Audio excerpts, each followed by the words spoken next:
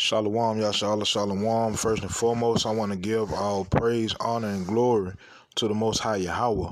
I do so in the name of His only begotten Son, Yahweh Shai. Double honors to the apostles and the elders of Yasharallah. Call Haloyim Yahweh by Hashem Yahweh Shai, by Hashem Harakah Kwadash, for blessing our elders with the spirit of truth, so that we may know. Shout out to the Akim and the Akwa that's keeping the faith and the works. Y'all keep at it. This is your brother Abaya coming at you with more precepts. It's the book of Jeremiah chapter 10 and verse 2. It says, Thus saith Yahweh, learn not the way of the heathen, and be not dismayed at the signs of heaven, for the heathen are dismayed at them. The point I want is learn not the way of the heathen. All right, our people practice heathen customs every holiday, man. Right, throughout the whole year. In fact, our people constantly practice heathenism, and they don't understand that they are. And when you try to present the truth to them, and you show them facts of the origin of these different rituals that they practice, they don't believe it. Right, but you got basically the people that run this place that's forcing these customs on you, and our people ain't questioning this. They're not questioning anything, right? They're just going along with the get along, and really do believe that they are individuals with their own mind to be able to do whatever it is they please. They can't even see they've been brainwashed, right, to do the bidding of their oppressors, right? The particular custom that I'm speaking on is the New Year's celebration and everything that has to do with it, right? When I was younger, and even up into my adulthood years, I used to wonder why in the hell people shot guns on New Year's, right? That shit dangerous as hell, man. Because what goes up must come down, and when it come down, it's coming down with the same fatal movements that it left, right? But our people do this every year. No questions asked, no why, no where it started from, no what this represent, no none of that. Just constantly do it, right? And I present this question to the same individuals.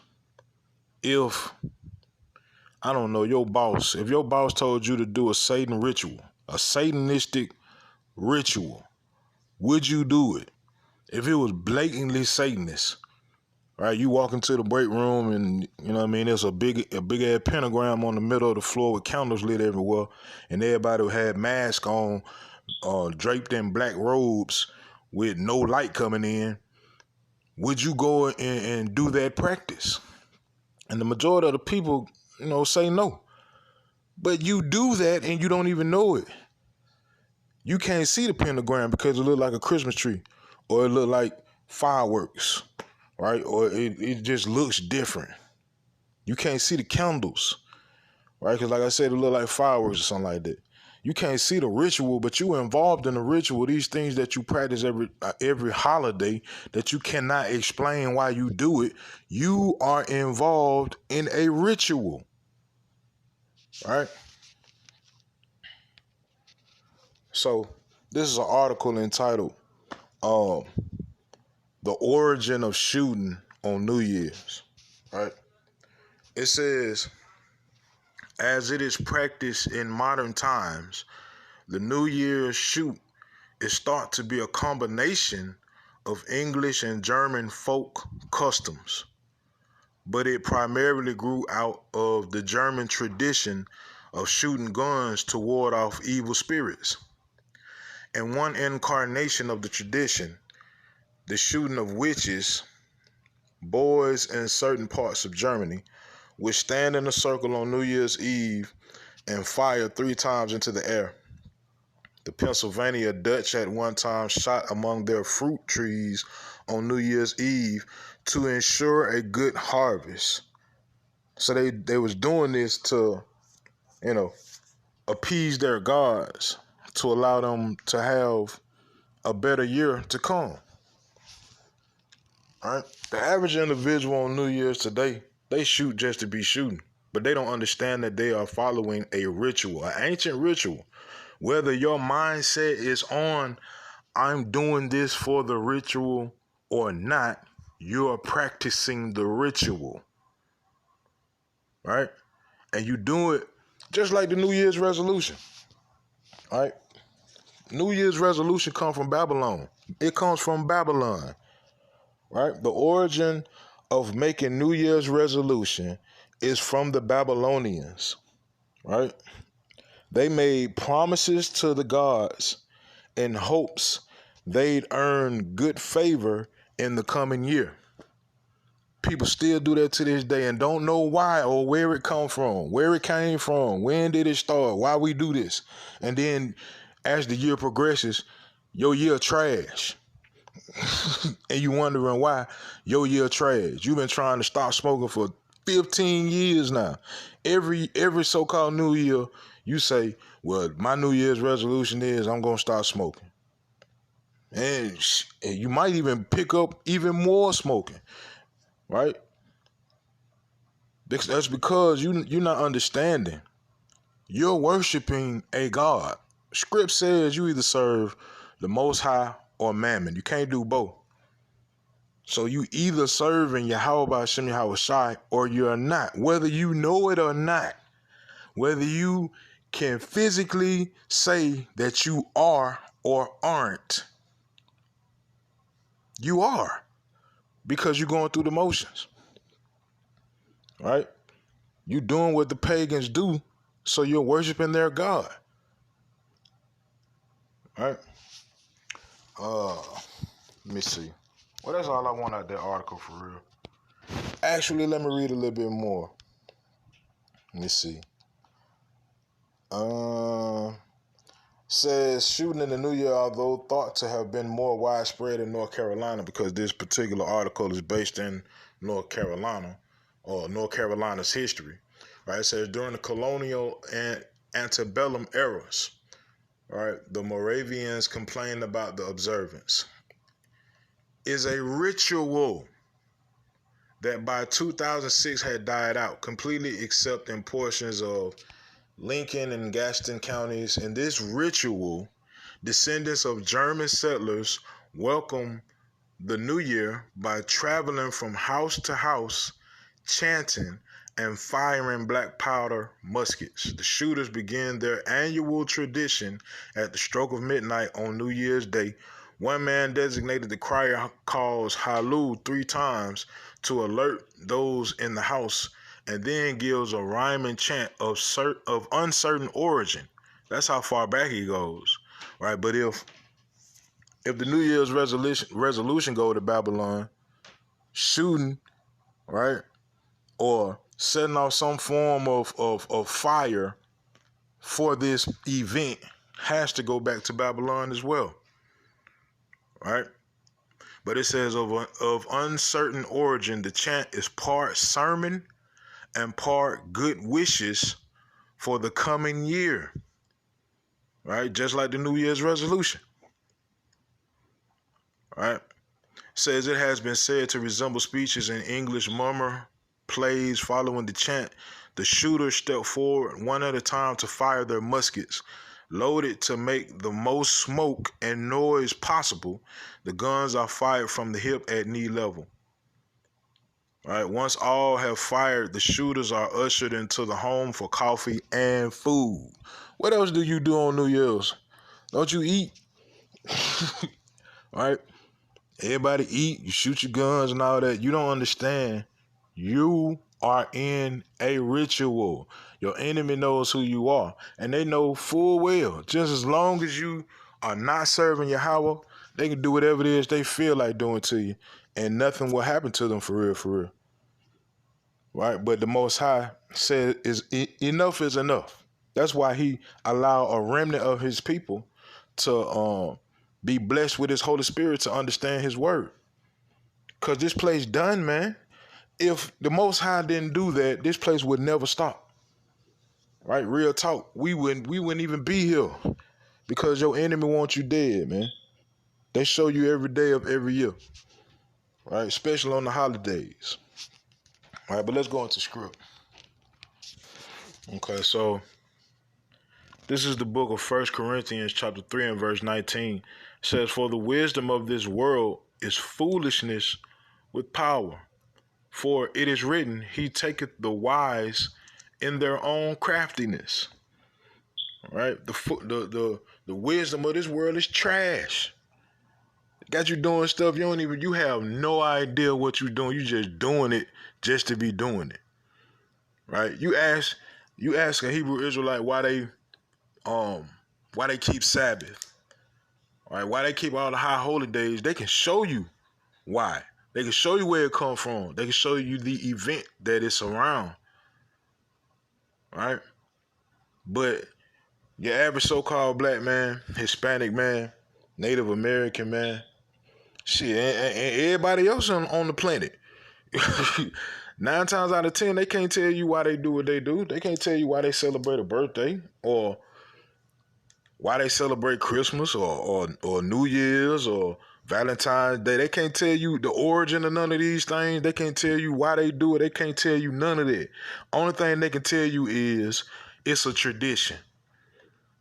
Not understanding that tradition is ritualistic and it goes back to pagan days. All of these holidays, right? All these so-called holidays, man, go back to paganism, with the exception of a few. But the underlying tone of all of them is pagan, whether it be man worship or whether it be worship of idols. It's all pagan, man. Right? But the Most High said, the wisdom of this world is trash, man. It's foolishness. Right? With the Most High. Now let's go to the book of Isaiah.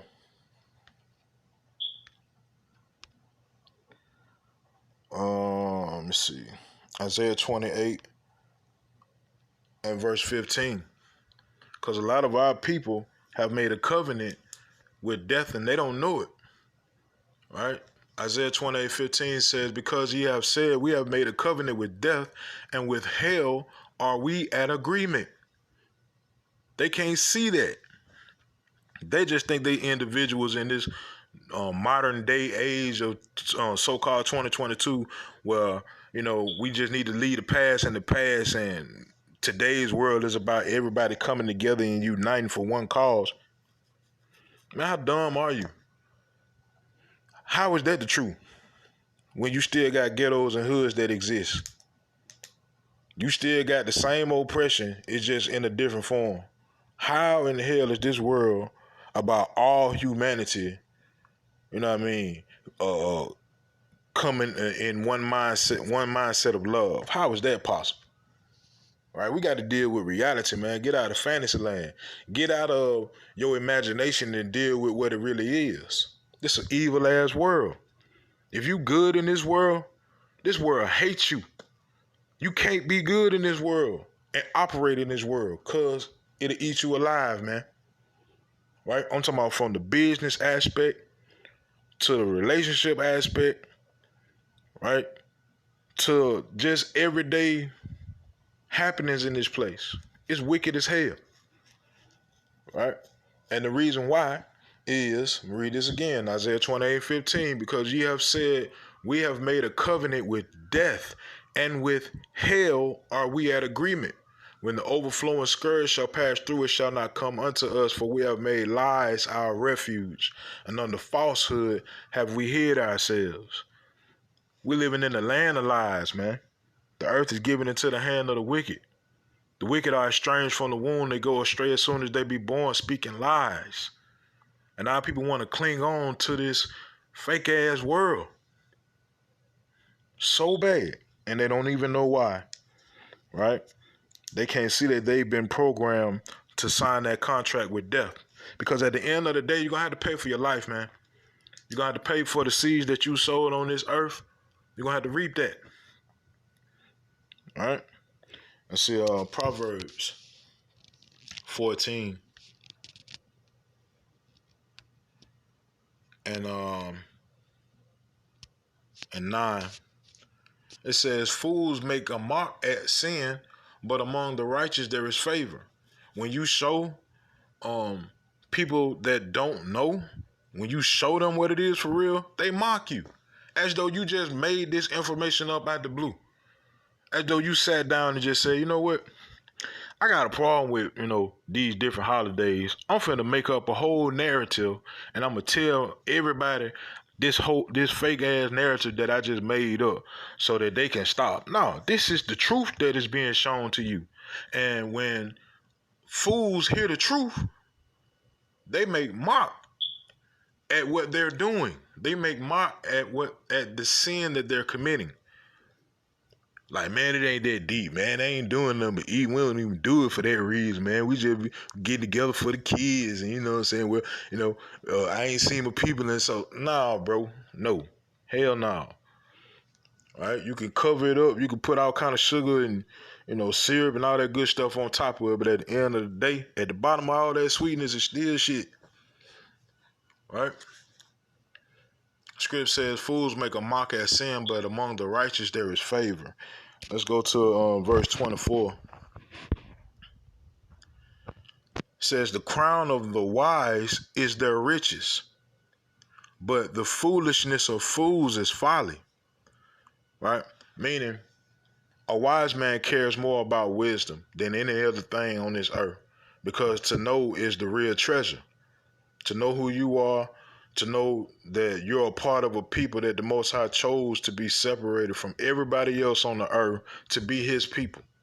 That's to you a treasure, right? But to fools, man, they love foolishness. Foolishness is their pleasure.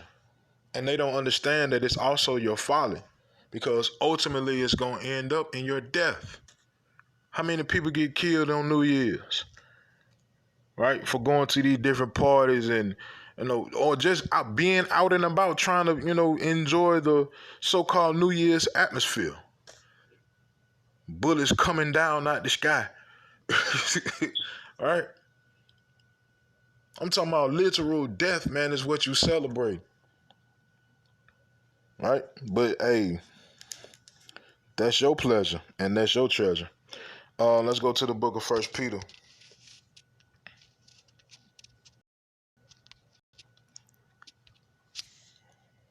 See, 1 Peter chapter 4 and verse 17.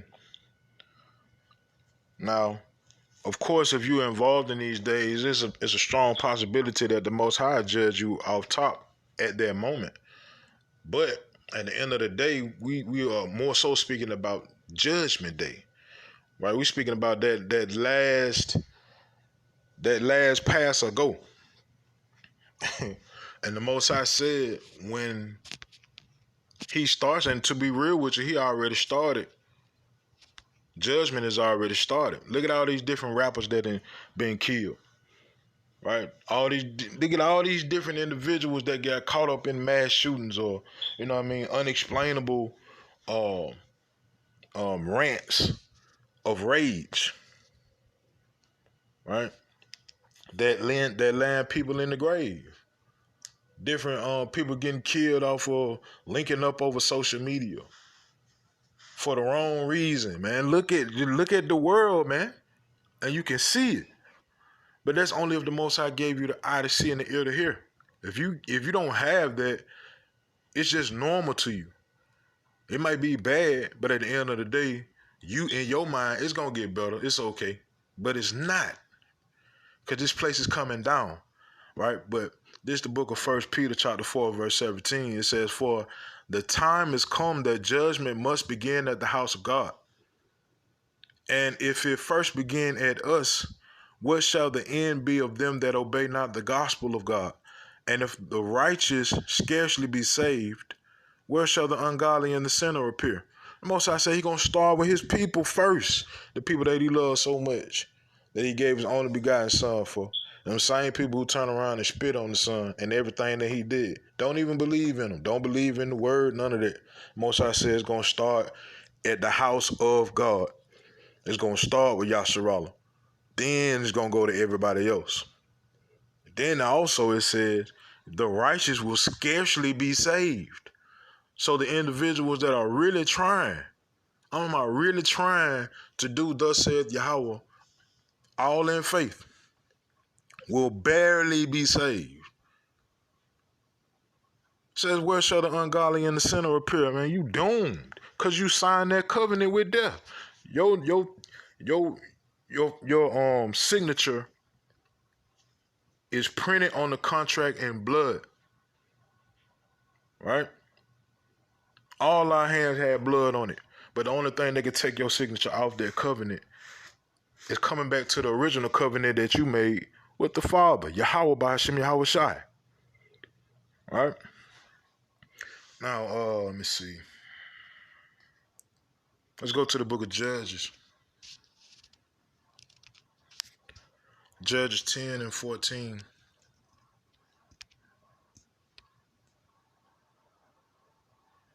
It says, go and cry unto the gods which ye have chosen. Let them deliver you in the time of your tribulation. All right? The Most High says, seeing as though you don't want to follow me, you don't believe in me, you think the Bible made up, you don't want to follow it for real, or you think it's just a feel-good book, right? Something that you can open up when you feeling down and you can go to Psalms and, get lifted up right quick, or something you never pick up. It's like a picture. It just sits on top of the TV or whatever, counter or whatever, collecting dust.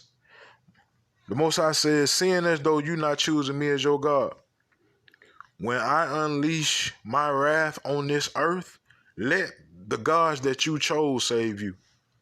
Whether that God be money, because God don't mean nothing but power, right? Whether it be money, whether it be a man, whether it be a woman, whether it be a job, whether it be Allah, whether it be Buddha, whatever. Most High said, let them gods save you when that time comes. The only place you can get salvation and get covered from the hell to come is to go into the secret place of the Most High. Go into His Word. That's it. Because when you go into the Word, the Most High opens your eyes to see the future. He lets you see what you're about to come up against. He'll let you see the famine that you're going to come up against, the nation against nation, kingdom against kingdom, right? He'll let you see the draconian laws get unleashed on this earth. He'll let you see friends turn against friends. You'll be able to see that. You'll be able to see this world for what it really is. You'll be able to see the lies that they've been telling us since we came here, man. All right? And let me see. I guess I'm going to end with Jeremiah 23. Let me see. Jeremiah 23 and 20.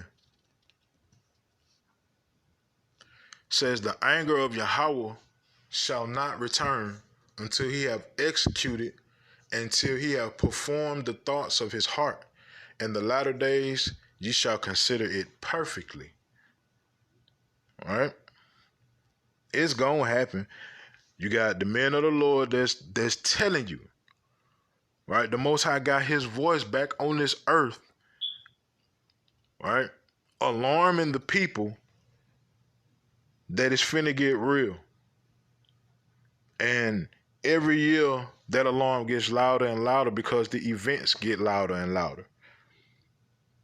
And eventually the alarm gonna stop and you're gonna be in it.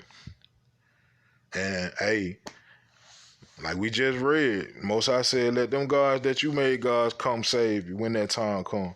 Don't be talking about Jesus, please come, because that's going to be some of the most sincere praying you ever did in your life when that time come.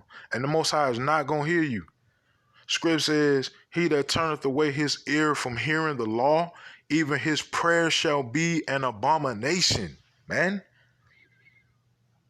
Most High said the fear of the Lord is knowing him. Wisdom is the performance of the law, and the knowledge of his omnipotency. It's the knowledge of Yahweh. You don't know him. You don't love him, because to show the Most High that you love him is keeping his laws, statutes, and commandments. All this through faith. You don't know him. You don't love him. You don't want to hear his word. When that time comes, he is not going to hear you. In fact, He's going to laugh at your calamity. All right? And that's cold, bro. But that's the Most High Yahweh by Hashem Yahweh Shah that we serve. So, with that, Most High willing, these precepts in this video were edifying. Call Halayim Yahweh by Hashem Yahweh Shai, by Hashem Harakah Kodash. Shalom, Yashal.